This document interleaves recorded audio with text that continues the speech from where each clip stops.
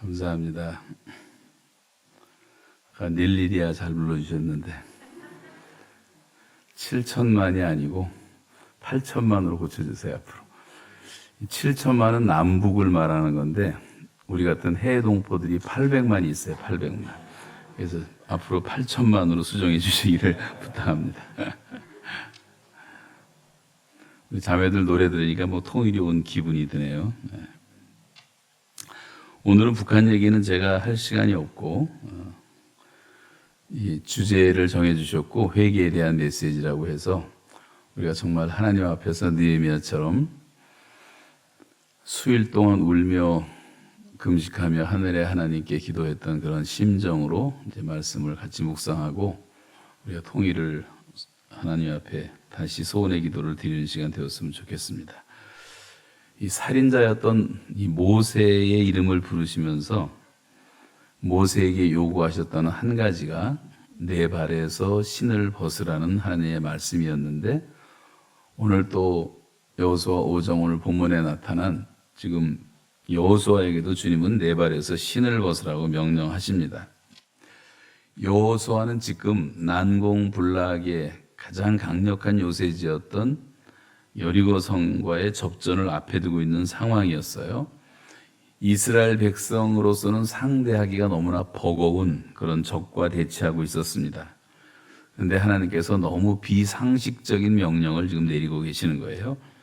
몇 가지 명령이 그 앞에 나오는데 갑자기 백성들을 다 할례를 행하라. 그래서 광야 생활하는 동안에 할례를 주지 못하다가 60만, 70만 대군이 싸워야 될 군인들이 다 할례를 받습니다. 그 당시에 할례는 무슨 마취제가 있는 것도 아니고 그냥 날카로운 돌로 남자의 생식기를 베는 거죠. 그러니까 얼마나 고통스러웠겠습니까? 그러면서 이제 하나님께서 베푸신 그 은혜를 기억하라고 하면서 유월절 예배를 드려라. 유월절 날 양을 잡아서 피로 문설주에 발랐더니 죽음의 사자가 넘어갔다. 그래서 그것을 기억하며 피를 기억하면서 예배를 드려라. 그리고 이제 여호와의 군대 장관이 나타나서 여호수아에게 하는 얘기가 내 발에서 신을 벗으라 하십니다. 이게 도대체 무슨 뜻일까? 우리들이 큰 영적 전쟁을 앞두고 있는 하나님의 사람들이라고 한다면 우리가 지금 전열을 가다듬고 전략을 짜고 또 우리가 전열을 가다듬고 하는 것이 우선적이라고 우리는 생각하지만 하나님께서는 그거보다 더 우선적인 것이 있다고 말씀하고 있는 것입니다. 전쟁은 나 여호와께 속한 것이다. 그러므로 내게 가까이 오라, 내게 나오라. 그래서 하나님께 나아가기 위해서 할례를 받으라고 말씀하시고 할례를 받는다는 것은 세상과 완전히 구별된 죄에 대해서 완전히 죽은 자라고 선포하라고 하는 것입니다. 구별된 하나님의 백성이 되지 않고서는 하나님이 함께할 수가 없기 때문입니다. 또 유월절 예배를 드리는 것도 인간적인 꾀를 버리고 우리를 구속해 주신 어린 양의 피를 그 능력을 의지하라는 거죠. 예수의 보혈보다 중요한 것은 없고 믿는 모든 성도들이 기억해야 될 유일한 한 가지가 있다면 예수의 피라고 성경은 말씀하고 있습니다. 이것을 기념하여 나를 기억하라. 사실은 식사 때 하신 말씀이에요. 우리가 밥 먹으면서 식사하면서 언제나 다 모든 것을 잊어버린다 할지라도 단 한 가지 잊어버리지 말아야 될 것은 예수께서 나를 위해서 생명의 피를 흘렸다는 사실을 기억하라고 하는 것입니다. 그리고 이제 내 발에서 신을 벗으라고 하는 것도 이 죄악으로 더럽혀진 모든 세상의 신을 다 벗어버려라. 세속에 물들어진 그런 모든 죄에서 떠나라고 하는 말씀이죠. 죄로 더럽혀진 신발, 사람을 죽였던 모세의 신발을 벗어라. 여러분, 우리도 지금 세상을 걸어다니고 있지만 우리 나이롱 양말 신고 가죽 구두 신고 카페트가 깔려있고 아스팔트가 깔려있고 우리는 맨발로 땅과 접촉할 수 있는 시간들이 별로 없어요. 그래서 이 자연을 잘 모르는 거죠. 그래서 이런 인위적인 것들을 다 벗어버리고 내 앞에 서라. 신발을 벗으라는 뜻은 여러 가지가 있지만 지금 다 설명할 시간은 없습니다. 유명한 철학자 파스칼이 이런 말을 했습니다. 나는 도대체 의인, 위인, 성자 이 세 단어는 나는 믿지 않는다. 세상에는 죄인밖에 없으니까. 우리가 의인이라는 말, 위인이라는 말, 성자라는 말은 우리들한테 어울리지 않는단 말이죠. 사람들은 동상을 만들고 비석을 세우고 사우랑처럼 자기 기념비를 세우고 그리고 뭐 저 북한에 여러분 안 가보신 분들 잘 모르겠지만 금강산 갔다 온 분들은 계실 거예요. 금강산 같은 데 가면 그 아름다운 바위에 다 자기들의 이름을 새겨놓고 조선시대에 기생들 데리고 가서 다 이름을 새겨놨던 사람들이 수천 수만 명이 돌에서 새겨놔서 지워지지도 않아요. 칠보산에 가도 그런 게 있고 이런 걸 보면서 사람들은 다 우매한 사람들이다. 자기를 모른단 말이죠. 사람이 가장 먼저 알아야 될 것은 자기 자신이 누구인지를 아는 것입니다. 서양 철학은 소크라테스가 너 자신을 알라고 말한 데서부터 시작되는 거예요. 우리가 생각을 할 것 중에 하나는 내가 누구인가를 알면 더 이상 알 것이 없어요, 사실은. 사람들은 다 자기를 모르기 때문에 전도서 기자가 말한 것처럼 사람들의 마음 속에는 악이 가득해서 평생 미친 마음을 품고 살다가 후에는 죽은 자에게로 돌아가는 그것이라 말씀한 것처럼 자기를 모르고 있어요. 자신의 죄를 깨달아야 되고 그래서 예수님도 첫 번째 요청하신 것이 너를 부인하고 이 셀프 디나이얼이 얼마나 중요한지 몰라요. 우리는 다 자기를 나타내려고 하지만 자기를 부인하고 나를 따르라 그랬습니다. 이사야가 하나님의 영광을 본 다음에 화로다 나여 망하게 되었도다. 나는 입술이 부정한 자여 부정한 자 가운데 거하는 자니이다. 그리고 천사가 숯불을 가져다가 입을 지지고 이런 장면이라든가 베드로가 예수님 처음 만났을 때 배를 빌려 타고 깊은 데 그물을 던져라. 엄청난 고기를 잡았는데 베드로가 춤추고 기뻐한 것이 아니라 고개를 숙이고 주여 저는 죄인으로소이다. 저를 떠나소서. 그 주님의 신성 앞에 사람이 부딪히면 우리의 죄성이 깨달아지는 거죠. 아브라함을 부르실 때도 바울을 부르실 때도 마찬가지입니다. 아브라함을 부르실 때 첫 번째 요청이 너는 본토 친척 아비집을 떠나라. 그리고 내가 네게 지시할 땅으로 가라. 여호수아 24장에 보시면 아브라함이라는 사람의 집안이 소개되는데 철저한 우상 숭배하던 집이었죠. 제가 이라크 선교를 한 3개월 갔다 온 적이 있는데 이라크에 가면 아브라함 생가가 닥터 울리라고 하는 고고학자에서 발견됐는데 그 집이 방만 28칸이더라고요. 어마어마하게 잘 살았어요.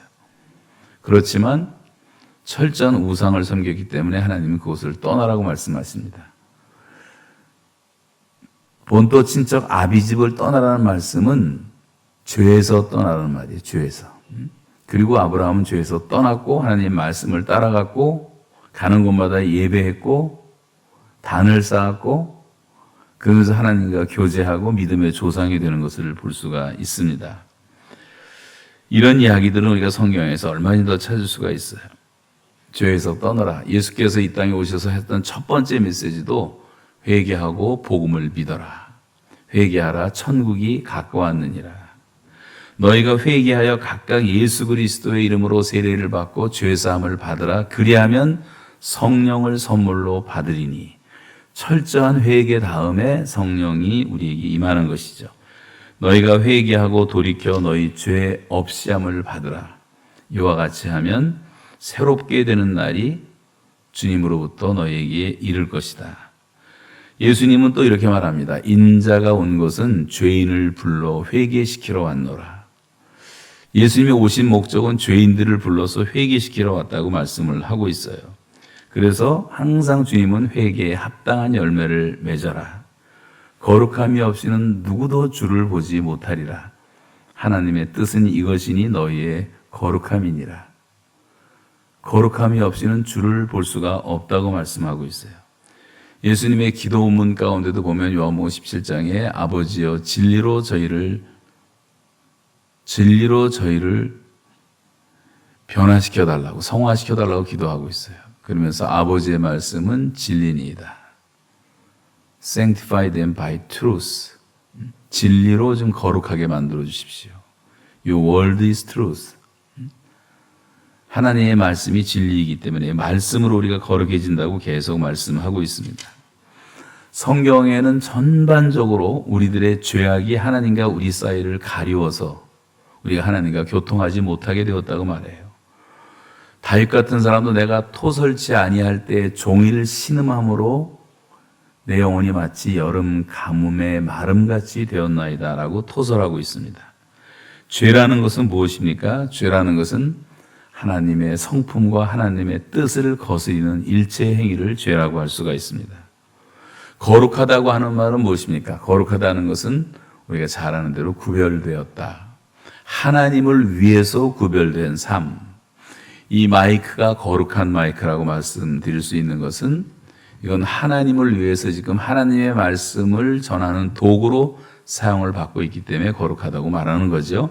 이 마이크 자체가 무슨 특별한 거룩성이 있는 게 아니라 이게 지금 노래방 가서 술 마시면서 니나노 부르다 보면 이거는 세속적인 마이크가 되는 거죠.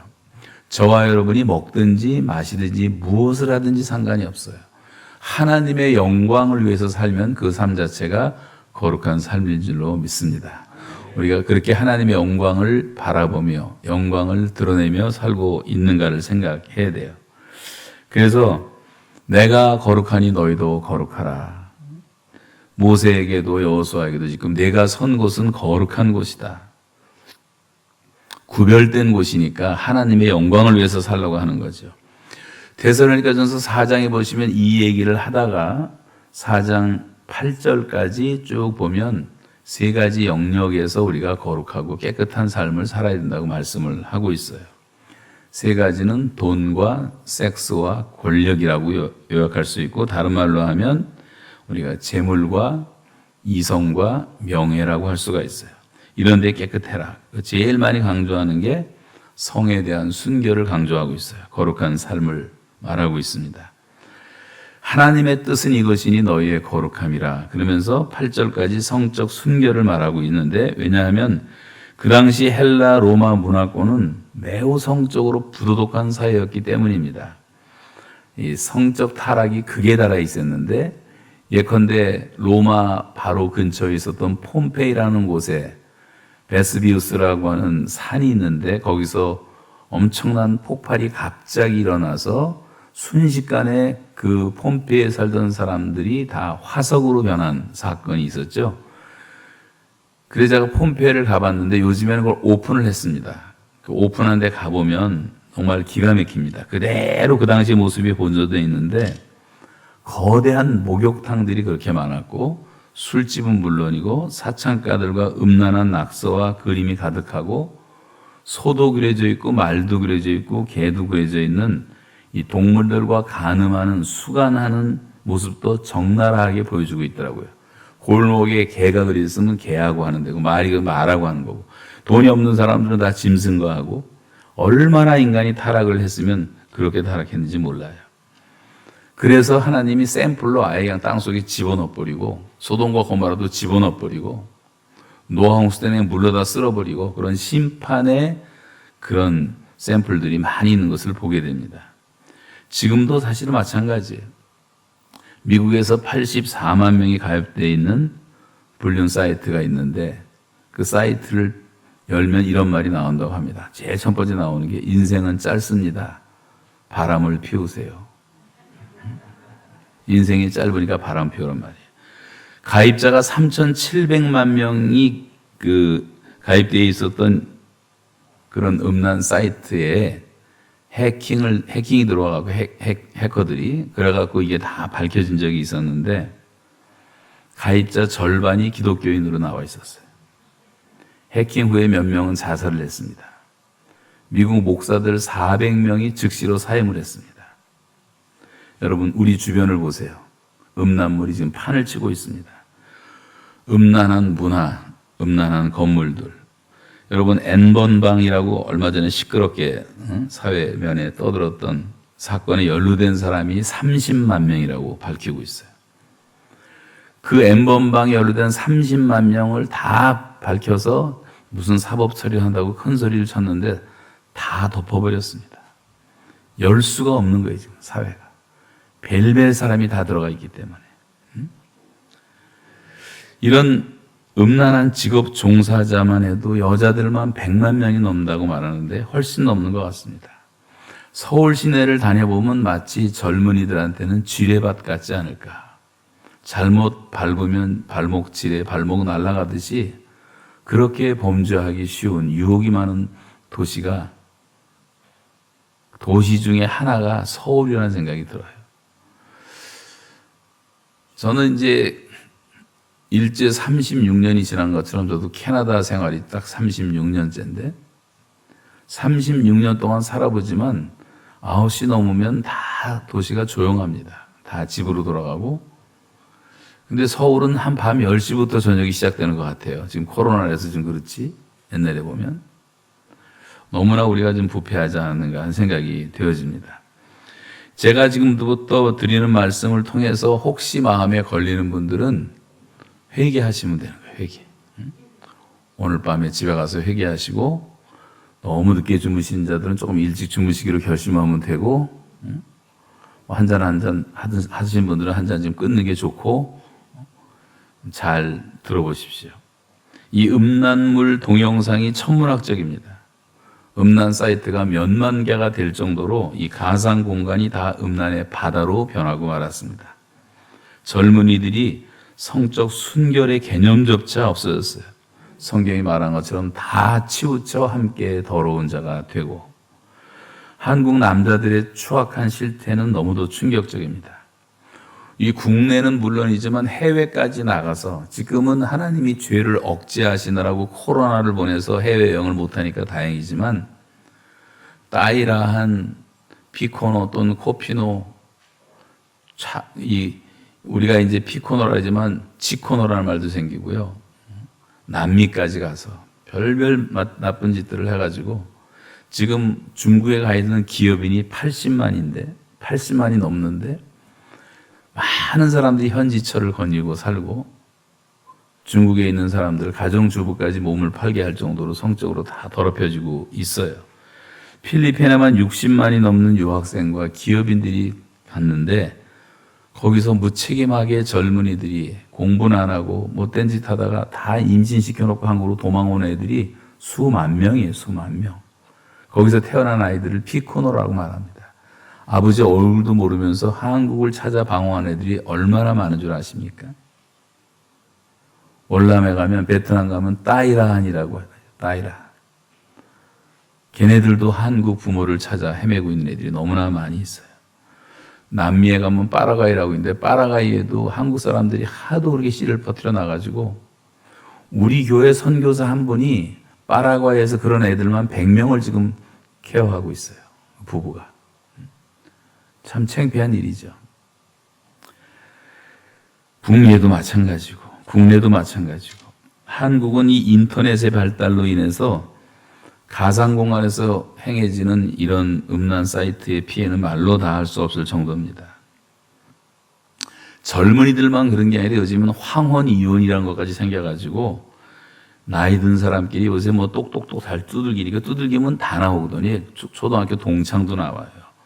그래서 동창들끼리 불륜이 사회 문제가 되기도 하고 또 돈이 없는 여자애들이 조그만 애들이 성형수술을 해야 되니까 1,000만 원, 2,000만 원 드니까 원조 교제라는 게 생겨갖고 다 미친 짓들을 하고 있고 러브 호텔이 생겨나고 매춘업이 끝없이 번창하고 변질되고 있습니다. 음란 문화라는 것은 음주 문화와 함께 가는 거예요. 한국은 음주 때문에 망한 나라였기 때문에 우리나라 기독교인 1%, 1.2% 될 때 100년 전에 우리 믿음의 선지인들은 제일 먼저 주초 금지를 했어요. 술, 담배를 교회가 못 먹게 하고 법으로 정하고 그리고 이제 애국 운동을 하고 절제 운동을 하고 국산품 애용 운동을 하고 YMCA 운동을 하고 3.1 운동을 하고 또 많은 운동들이 있죠. 그렇게 운동을 이제 해나갔는데 지금 와서 다시 전 국민이 술을 먹고 있습니다. 이 성적 타락이라는 것은 공동체를 파괴하는 거예요. 둘만의 문제가 아니고 가정을 해체시킵니다. 그리고 자녀들을 탈선시키고 보이지 않게 사회가 더럽혀지는 거죠. 우리나라 이혼율이 30%, 40%를 넘어가고 있습니다. 이혼 사유의 1, 2위가 다 배우자의 불륜 때문입니다. 낙태율도 높아져서 미국 같은 경우도 심각하지만 한국도 하루에 3,000건으로 기록해요. 하루에 3,000건. 아이들을 안 낳는다고 난리를 치는데 아이를 안 낳는 게 아니라 어린애 아기의 생명이 제일 안전하게 보호를 받아야 될 어머니 태 속에서 석션이 들어와서 다리 자르고 머리 자르고 다 죽이고 있는 거예요. 한 건에 80만 원 받는 그 돈 욕심 때문에 10명 하면 800만 원 버니까 의사들이 다 타락을 해갖고 그 짓들을 하고 있습니다. 나라는 이거를 감당을 못하니까 낙태법을 통과시키기도 하고 하나님 앞에서는 딱 저주받아 마땅한 짓을 너무나 많이 하고 있다는 걸 기억할 필요가 있어요.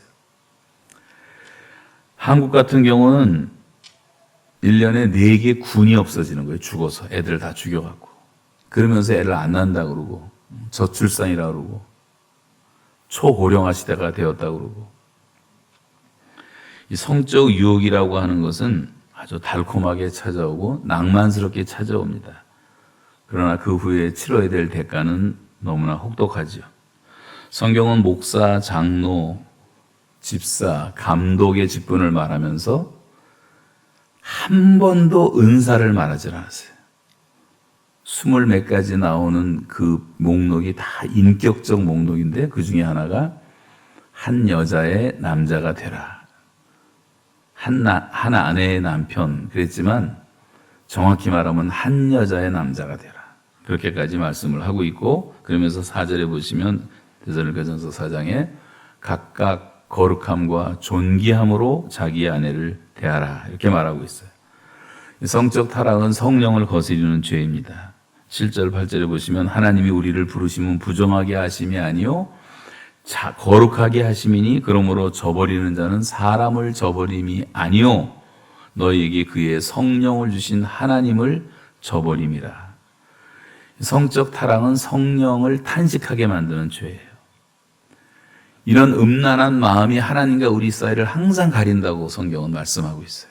호세아에도 나오고 예레미야에도 나오고 영적으로 다 병들어가는 겁니다.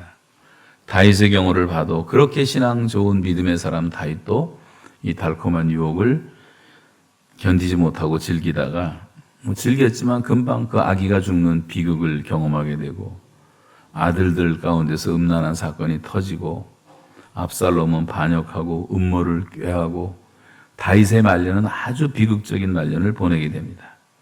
성경은 거룩함을 부르심이라고 말해요. 부르심. 여러분 이건 미션이라고 생각해야 되고 콜링이라고 생각할 줄 알아야 돼요. 그래서 이건 하나님의 뜻이다. 그런데 사람들이 다 미쳤습니다. 인생의 마음에는 악이 가득하여 평생 미친 마음을 품고 살다가 후에는 죽은 자에게로 돌아가는 그것이라.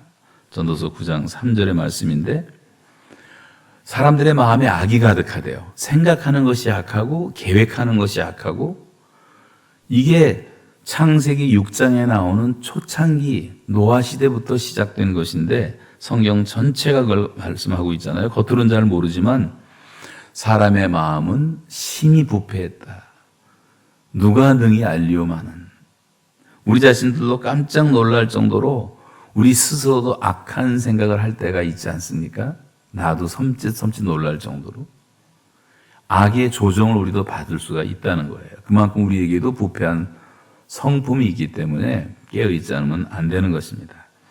그러다 보니까 죄라는 것이 이제 결국은 중독 현상을 나타내갖고 우리가 이런 시대를 살고 있는데 미친 사람들이 많아요. 예를 들면 술에 미친 사람이 너무나 많고 대한민국은 전 세계에서 지금 술을 가장 많이 마시는 완전히 1등 국가가 됐어요. 러시아 사람들이 일주일에 독주를 6잔을 마신다고 하는데 한국 사람들은 독주를 14잔을 마셔요. 러시아보다 2배 이상을 마시고 있어요. 알코올의 지배를 받고 있어요.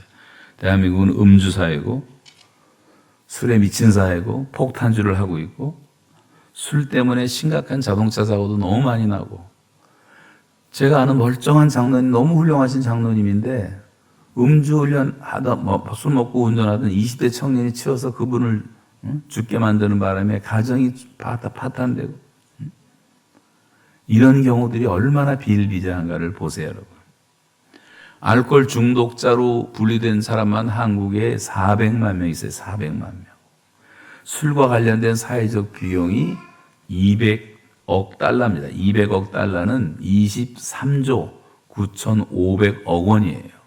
우리나라 1년 국가 예산이 500조가 조금 넘는데 어마어마한 돈이 다 술로 낭비되고 있는 거 아닙니까? 대학생들도 죄다 다 술 마시고 있어요. 대학가에 책방과 도서관은 찾아보기가 힘들고 맨 술집과 노래방밖에 없어요. 그런 나라가 어디 있습니까? 우리가 술을 먹어서 우리 믿음의 선배들이 아까 그런 애국운동을 하고 국제보상운동을 해가면서 나라를 건져놨는데, 이제는 기독교인들까지도 다 그렇게 물들어갖고, 여러분, 죄에서 떠난다는 것은 약한 습관 자체를 고치는 거예요. 없애는 거예요. 타협하지 마세요. 완전히 떠나세요. 그렇게 하지 못하기 때문에 교회가 욕을 먹는 거예요. 교회가 소금이고 빛인데 이제는 교회가 어둠이고 부패가 돼버렸어. 세상 사람들이 교회를 욕하는 이유는 교회를 너무나 기대했는데 그 기대치를 채워주지 못하기 때문에 실망하는 것 아니에요? 우리가 거룩하고 깨끗하게 살면 그렇게 되지 않습니다. 마약은 담배 끊는 것보다 100배가 어렵다고 하는데, 마약으로 없어지는 사회적 비용도 연간 2조 5천억 원이에요. 여러분, 불면증 치료라든가 건강을 위한 무슨 맛있는 약들 많죠? 신경통 치료제, 피로 회복, 이게 다 마약 성분을 가지고 둔갑해서 찾아오는 거예요. 강성 마약을 빼놓고도. 연예인들, 많은 정치인들이 이런 데다 빠져 있습니다. 제정신으로 할 수가 없으니까. 도박이라는 것도 다 죄악이에요. 저는 한국은 도박 때문에 망할 수 있다고 생각합니다. 옛날에는 화투 노릇하고 고스톱하고 인터넷 불법 도박을 하고 카지노 가서 슬롯 머신을 돌리고 스포츠 도박하고 로또 찾아다니고 경마장 찾아다니고 이런 사람들도 수없이 많았는데, 지금 국내 성인의 5.3%가 도박 중독자들. 중독되면 그 집안은 무조건 망하는 겁니다. 중고등학생의 73%가 인터넷 도박을 다 경험했다고 고백을 했고, 11.4% 엄청난 젊은 아이들이 도박 중독자로 분류되고 있어요. 여러분, 비트코인 같은 것도 하지 마세요. 다 도박입니다. 결론은 경제학적으로 제로섬. 내가 이만큼 벌어서 좋아하면 더 많은 사람들은 다 울고 있는 거예요. 괴로워서. 그거는 전혀 성경적이 아니에요. 이런 불로소득과 일확천금, 하다못해 부동산 투기 같은 것도 전 철저하게 반대합니다. 이런 것 때문에 나라가 망하고 빈부차가 심해지는 거예요. 근데 이 어리석은 기독교인들 가운데도 보면 그런 걸 보고 대박이다, 하나님이 축복하셨다. 무슨 축복이에요, 그것이. 그래서 다 타락하는 거예요. 역세권에 하나 사놨더니 아파트 값이 2배가 됐다. 하나님이 복을 주셨다. 그건 불로소득이에요. 그러면 사회에 다 환원을 시켜버리든가 헌금을 해버리든가, 내 것이 아니라 내가 땀 흘려 노력한 게 아니잖아요. 그런 것들이 얼마나 많은지 몰라. 이 도덕이 다 땅에 떨어져갖고. 야동 중독자, 음란 중독자, 성도착증 환자들 얼마나 많은지 모르고요. 세계 유명한 타이거 우즈 같은 사람, 마이클 다글라스 같은 유명한 영화 배우들, IMF 총재였던 칸 총재 같은 사람들 다 성중독자들이 돼갖고 얼마나 지상에 떠들었고 망신을 당했습니까? 외로움을 달래기 위해서 그랬다. 외로움을 달래기 위해서. 부부 생활이 망가지니까. 이렇게 음란의 바다에 빠져 죽어가는 사람이 너무나 많습니다. 너희는 이 세상이나 세상에 있는 것들을 사랑하지 말라. 세상에 있는 것은 하나님께로부터 온 것이 아니고 이 세상으로부터 온 것이다. 세상의 것은 뻔한데 세 가지. 육신의 정욕, 안목의 정욕, 이생의 자랑이니. 하나님께로 온 것이 아니란 말이에요. 근데 사람들이 지금 노아 시대처럼 다 육체 인간이 돼가지고 예배당에 앉아있는 사람들조차도 그냥 형식적으로 예배를 때우는 거지. 오늘 주일날 이렇게 오후 예배에 나올 정도의 여러분들은 거의 예외가 되리라고 생각합니다만 많은 분들이 지금은요 형식적인 예배를 너무 많이 드리는 거예요. 제가 북한의 감옥에서 저도 그 고난이 오니까 회개하게 되잖아요. 철저하게 회개를 하고 나니까 하나님과의 교통이 다시 회복이 되고 성경책에 도착한 이후에 주일날 8시간씩 예배를 드렸거든요. 혼자서. 제가 134번 주일을 지키고 나왔는데 8시간 예배 드리는 것도 짧았어요. 2시간 기도하고 2시간 찬송하고 2시간 말씀 읽고 또 예배하고 충분히 기도하고 충분히 말씀을 읽고 은혜의 그 단비를 맞은 것처럼 우리가 충분히 하나님의 말씀도 듣고 기도도 하고 회개도 좀 철저하게 하고 그러면 주일날 이게 주님의 날인데 구별된 날인데 시간 다 됐네. 서론하다 끝나겠어요. 이제 끝내겠습니다. 제가 50분에 끝내야 돼. 50분에 4분 동안만 더 하겠습니다. 그래서 왜 사람들이 이렇게 죄를 짓냐 하면요. 전도서에 이런 말이 나와요. 악한 일에 관한 징벌이 속히 실행되지 아니하므로 인생들이 악을 행하는데 그 마음이 담대하도다. 죄를 짓는데도 무슨 벼락이 치는 것도 아니고 무슨 암이 걸리는 것도 아니고. 그래서 성경은 인생들아 어느 때까지 나의 영광을 받고 욕되게 하며 헛된 것을 좋아하고 거짓을 꾸미려는가. 사람들이 하나님을 오해해갖고 금방 무슨 벌이 내려오는 게 아니기 때문에 그렇단 말이죠. 그러나 성경은 이렇게 말합니다. 로마서에 보면 혹 내가 하나님의 인자하심이 너를 인도하여 회개하게 하심을 알지 못하여 그의 인자하심과 용납하심과 길이 참으심에 하나님이 지금 우리를 용납해 주시고 길이 참으시고 또 하나님의 사랑으로 그렇게 기다리시는 그 풍성함을 멸시하느냐 이렇게 말씀하고 있어요. 그래서 우리가 우리의 고집 때문에 지금 회개하지 않는 거죠. 이 자리에 오시기까지 여러분 우리가 하나님께 많은 불순종을 했겠지만 하나님이 오래오래 기다려주셨기 때문에 어느 날 우리가 하나님의 음성이 들리고 말씀을 깨닫고 하나님의 사랑을 깨닫고 십자가의 의미가 우리 마음에 와닿고 그래서 우리가 회개해서 여기 앉아있다면 얼마나 하나님이 오래 기다리신 겁니까? 지금도 기다리고 있는 거예요. 아니면 또 습관 때문에 죄를 져요. 제가 북한에 이제 감옥에서 성경 읽다가 예레미야 22장 21절을 읽는데 마음에 부딪히더라고요. 네가 말하기를 우리 스스로 내가 평안할 때 내가 네게 말하였거니와 네가 말하기를 나는 하나님이 평안할 때 우리에게 말씀했는데 우리 스스로 말하기를 우리가 뭐라고 말하냐면 내가 듣지 아니하리라. 듣지 아니하리라. 하였나니 내가 어려서부터 내 말을 청정하지 아니함이 너의 습관이다. 이런 말이 나와요. 너의 습관이다. 또 예레미야 15장 6절에 보면 여호와께서 이르시되 내가 나를 버렸고 내게서 물러갔으므로 내게로 내 손을 펴서 너를 멸하였노니 이는 내가 뜻을 돌이키기에 지쳤음이로다. 맨날 죄 짓고 와서 또 회개하고 주여 또 회개하고 하나님이 내가 뜻을 돌이켰는데 지쳐버렸다. 하나님 앞에서 장난하는 겁니까? 죄 가지고? 그렇게 하지 말라는 거죠. 이런 말씀도 있어요. 호세아 4장 7절에 보시면 내가 번성할수록 내게 범죄하니 내가 그들의 영화를 변하여 욕이 되게 하리라. 내가 번성할수록 내게 범죄하니 내가 너희의 영화를 변하여 욕이 되게 하리라. 대통령 만들어놨더니 번성했더니 죄다 타락을 하는 거예요.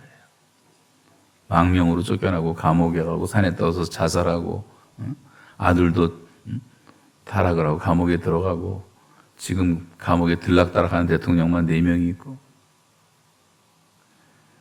번성할수록 내게 범죄하니. 여러분, 돈 많이 벌고 잘 되는 게 썩 좋은 게 아니에요. 내 신앙이 그것을 따라가지 못한다면 그건 저주가 되는 거예요. 돈 많이 벌게 해달라는 기도, 그렇게 아름다운 기도가 아니에요. 먹을 것과 입을 것이 있은즉 족한 줄 아는 그런 기도가 중요한 거예요. 부하게도 마옵시고 가난하게도 마옵시고. 잠언에 나오잖아요. 가난하게도 마옵시고 할 때는 아멘들을 잘하는데 부하게도 마옵시고 할 때는 가만히 있어 사람들이 다. 그렇게 부자가 좋은가 봐요. 여러분, 부자들은 거의 다 타락해. 거의 다 타락해. 아니, 집 2채 가지고 그 집 보따리 같은 거 가지고도 목이 힘드는 인간들을 보면 저는 웃음이 나와요. 어떻게 인간들이 이렇게 저질적일까? 하나님 믿는 사람, 우리가 하나님의 자녀는 온 세상이 다 내 거로 생각하면 되는데 그렇게 못하는 거죠. 그들의 행위가 그들로 자기 하나님에게 돌아가지 못하게 하나니 이는 음란한 마음이 그 속에 있어 여호와를 알지 못하는 까닭이라. 우리들의 마음 밭이 안 좋다는 말이에요. 가시던 물처럼 다 유혹에 뺏기는 거예요. 기운을. 재물의 유혹 뺏기고 성적인 유혹에 뺏기고. 그러니까 뭐 잎도 무성하고 꽃도 피고 했는데 열매가 안 맺히나. 열매가 안 맺혀. 그들이 그 죄를 뉘우치고 내 얼굴을 구하기까지 내가 내 곳으로 돌아가리라. 그들이 고난받을 때에 나를 간절히 구하리라. 그러니까 고난을 받아야지나 사람은 겨우 정신을 차릴까 말까 한단 말입니다. 배가 불렀기 때문에. 그들은 내가 먹여준 대로 배가 불렀고 배가 부르니 그들의 마음이 교만하여져서 이로 말미암아 나를 잊었느니라. 호세아 13장 6절에도 사람이 배가 부르면 하나님을 잊는다는 거예요. 아무것도 아니에요. 베드로가 이렇게 말합니다. 너희가 음란과 정욕과 술 취함과 방탕과 향락과 불법한 자들의 이방 숭배로 본받아서 살던 삶이 다 지나간 때로 족하지 않느냐. 왜 돼지 씻겨놨더니 또 뒹굴고 시궁창에 개가 먹었던 것을 토하고 토한 것을 왜 또 먹고 있느냐. 토한 것을 또 먹는 개처럼 여러분 버렸던 죄악, 회개하고 눈물로 금식하며 버렸던 죄악을 왜 또 다시 꾸역꾸역 먹고 있느냐 말이에요. 그렇게 살지 말자는 거죠. 거룩함이 없으니 하나님을 볼 수가 없어요. 거룩함이 능력이고 교회는 거룩함을 회복해야지 능력을 다시 회복하는 거예요. 거룩하지 못하기 때문에 하나님의 능력이 거세되고 마는 거예요. 삼손이 힘을 쓰려고 했는데 하나님의 영광이 떠났는데 힘이 나요?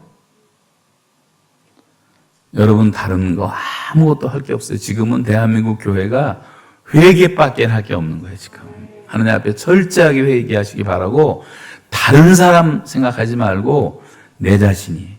그래서 정말 하나님 앞에서 의인 한 사람만 대한민국에 생겨나도요, 하나님의 심판을 유보하실 겁니다.